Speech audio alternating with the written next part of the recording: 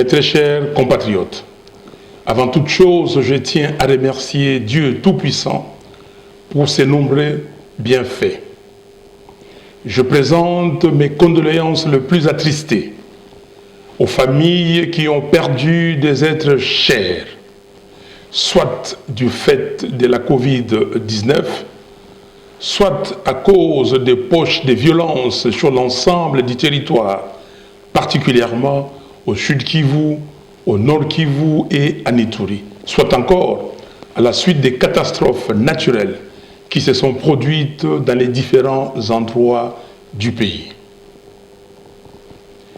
J'exprime ma compassion à l'égard de nos compatriotes qui se battent courageusement contre la maladie, ainsi qu'à ceux des Goma et des environs qui continuent de souffrir des effets de l'éruption du volcan de Nyiragongo. Ce 30 juin, j'ai une pensée pieuse pour toutes les victimes de l'intolérance dans notre pays. Depuis 2019, la répression des manifestations a malheureusement fait encore des victimes. Je pense particulièrement à Paluku Kamala Defao, froidement éliminé le 30 juin 2019 à Goma, à Obadi Mouindo, tué à Beni le 23 novembre 2019, à Freddy Kambale, abattu à Goma le 21 mai 2020, et à Mama Fwamba Futila, assassiné le 24 avril 2021. Que leurs âmes reposent en paix. Congolaises et Congolais, le 30 juin 1960, Patrice Emery Lumumba avait déclaré, je cite, « La République du Congo a été proclamée et notre pays est maintenant entre les mains de ses propres enfants. Ensemble, mes frères et sœurs, nous allons commencer une nouvelle lutte sublime qui va mener notre pays à la paix, à la prospérité et à la grandeur. » Fin de citation. Malheureusement, 61 ans après, certains fils et filles du pays ont soldé cette vision de l'indépendance, faisant ainsi perdre à notre pays sa dignité et sa fierté d'antan. 61 ans après, le constat est cinglant. Il n'y a ni paix ni prospérité en RDC. Le vécu quotidien du Congolais est un parcours du combattant. La précarité dans laquelle vit notre peuple défie les notions les plus élémentaires de la dignité. En effet, il n'y a pas d'angoisse plus forte pour un homme que de se lever le matin et de ne pas savoir s'il pourra manger. Il n'y a pas de sentiment plus triste que de regarder son enfant dans les yeux sans pouvoir lui garantir la moindre sécurité. Rien n'est plus douloureux que l'incapacité de ne pouvoir se projeter dans le futur avec sérénité. L'angoisse chronique et l'inhumanité dans lesquelles les Congolais vivent en 2021, 61 ans après l'indépendance, est une honte qui doit nous interpeller. Au sens plus large, la RDC se trouve au bas de tous les classements internationaux sur le développement. Depuis 1960, le pays est en chute libre économique. Et malgré les discours sur ses diverses potentialités, la réalité est que les régimes successifs se sont caractérisés par une mégestion dont les conséquences sont visibles aujourd'hui. Dans quel état psychologique se trouvent aujourd'hui les Congolais qui avaient nourri et fondé tant d'espoir en l'avènement d'un nouveau pouvoir, censé être porteur de changements dans leur vie quotidienne?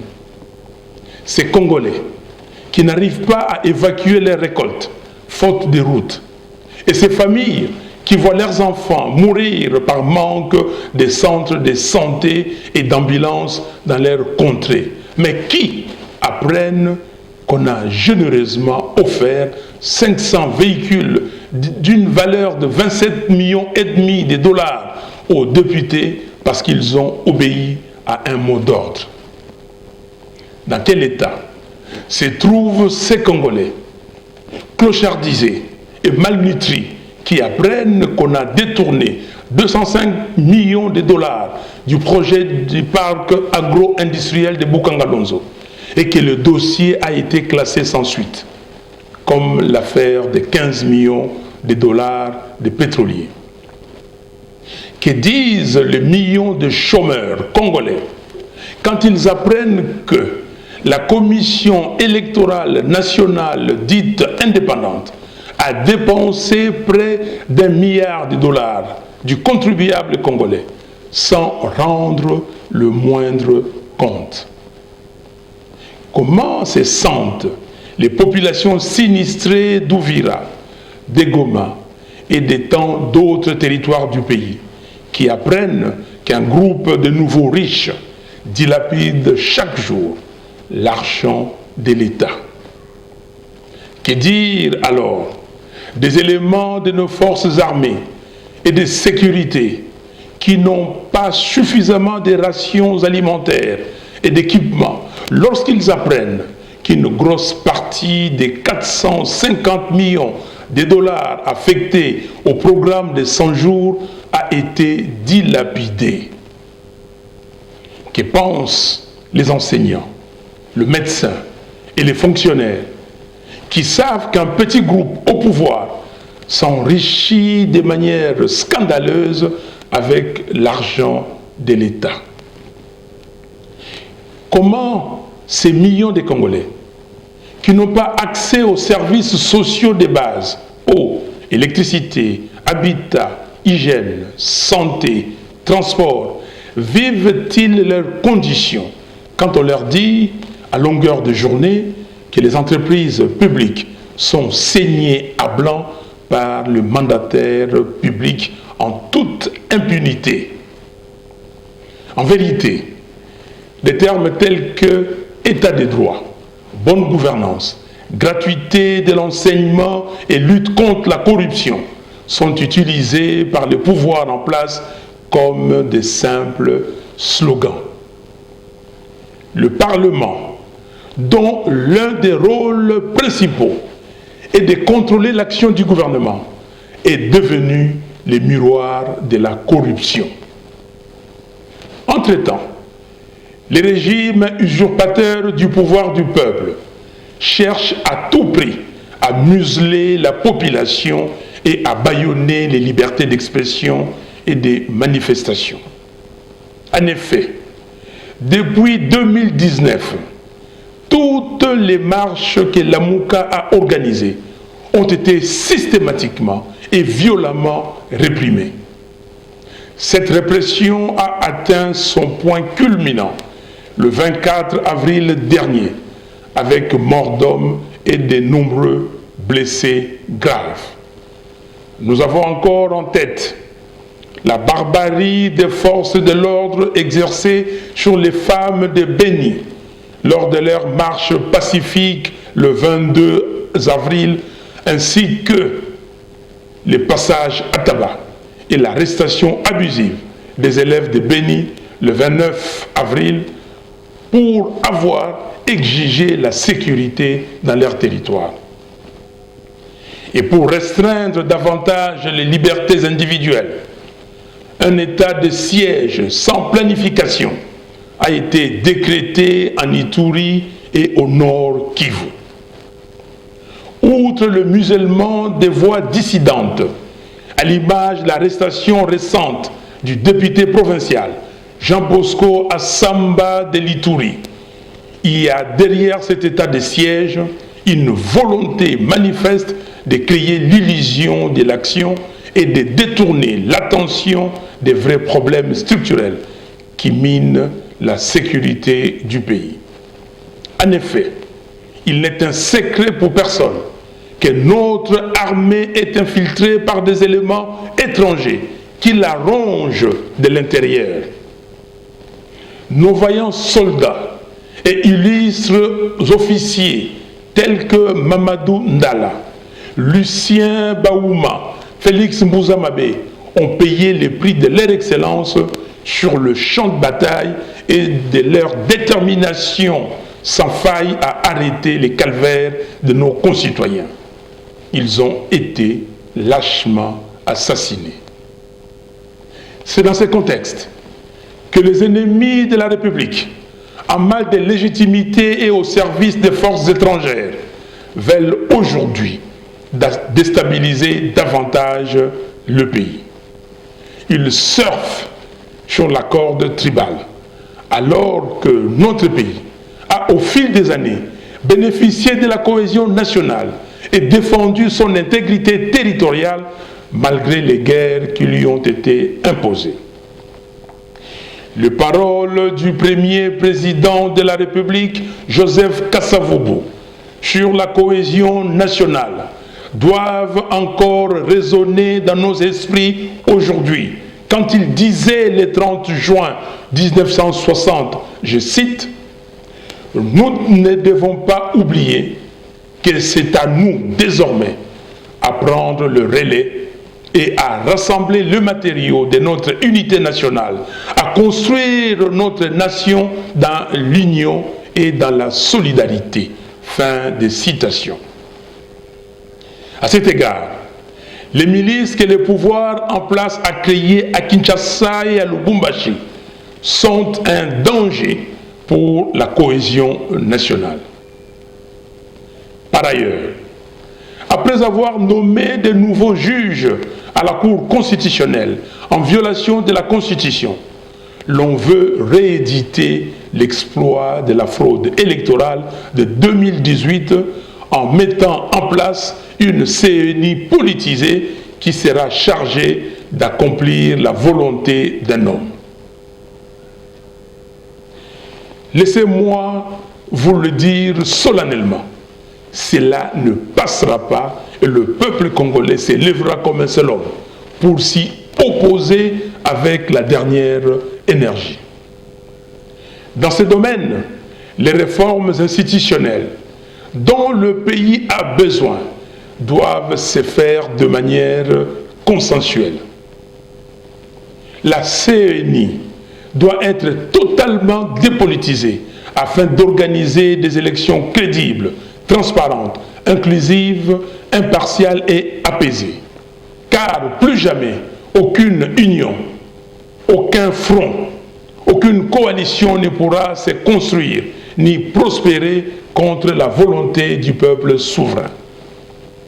Ainsi, je demande que la loi adoptée par le Parlement soit retirée, en attendant que toutes les parties prenantes s'accordent sur les éléments clés de cette loi. D'ores et déjà, j'invite le peuple congolais à se tenir prêt pour sortir dans la rue comme en janvier 2015 afin de barrer la route à toute tentative de nouvelles fraudes électorales. Chers compatriotes, permettez-moi à présent d'aborder un sujet qui est devenu presque tabou en RDC, à savoir la gestion de la pandémie de la Covid-19. Les pouvoirs en place s'est montré incapable de prendre des mesures adéquates pour éviter la propagation du virus. La communauté internationale a octroyé un don de plus de 1 700 000 doses de vaccins à la RDC, mais le gouvernement n'a mené aucune campagne de sensibilisation pour faire comprendre aux Congolais les avantages liés à la vaccination. Résultat, 1 400 000 doses de vaccins ont été redirigées vers d'autres pays africains. Comparativement à l'Afrique du Sud, qui a vacciné plus de 2 787 000 personnes pour une population de moins de 60 millions d'habitants, et l'Angola, plus de 943 000 personnes, vaccinées pour une population d'environ 33 millions d'habitants, la RDC a aujourd'hui vacciné seulement 44 840 personnes sur une population de près de 90 millions d'habitants, soit 0,05% de la population. Alors que l'objectif d'urgence de l'OMS est de vacciner 10% de la population dans chaque pays africain avant septembre 2021. À ce jour, 3 milliards de personnes ont été vaccinées dans le monde. J'ai personnellement pris mes responsabilités et je me suis fait vacciner le 10 juin dernier pour montrer l'exemple de sorte que les Congolais m'emboîtent les pas. Car les vaccins offrent l'avantage d'éviter de développer la forme grave de la maladie et surtout de retrouver une forme de vie normale. Chers compatriotes, notre combat pour les années à venir doit consister à poser les jalons qui feront du Congo un pays fort, digne et prospère à la dimension de ses ressources et de sa position au cœur de l'Afrique. C'est ce Congo-là, rêve brisé de nos pères de l'indépendance, que nous voulons construire dorénavant et pour lesquels nous nous battons en entretenant la flamme de la victoire allumée le 30 décembre 2018. Rien n'est plus sacré que le respect de l'expression du peuple traduite dans les urnes. L'onction qui offre la légitimité nécessaire pour conduire une action salvatrice. Sans institution légitime, sans enrayer la corruption endémique actuelle, le développement du Congo restera utopique. Notre pays n'a pas vocation à demeurer une zone d'extraction des ressources primaires sans leur donner une valeur ajoutée. La paix et la prospérité en RDC passent entre autres par le développement des industries de transformation ainsi que des infrastructures de communication, routes, rails, ports, aéroports, pour assurer la liaison entre toutes les provinces et tous les territoires du pays. Nous devons rester mobilisés et éveillés pour que plus jamais personne ne puisse voler le choix du peuple souverain. De la même manière, nous devons rester vigilants et mobilisés pour réclamer l'exhumation du rapport Mapping. Chers compatriotes, nous n'avons qu'un pays. Et c'est à lui seul, à son drapeau, que nous devons allégeance. C'est dont nous avons besoin. C'est un État organisé, avec des institutions légitimes fortes et un leadership responsable et compétent, porteur d'une vision claire de la place de la RDC, non seulement en Afrique, mais aussi dans le monde. Que Dieu bénisse la RDC et son vaillant peuple. Je vous remercie.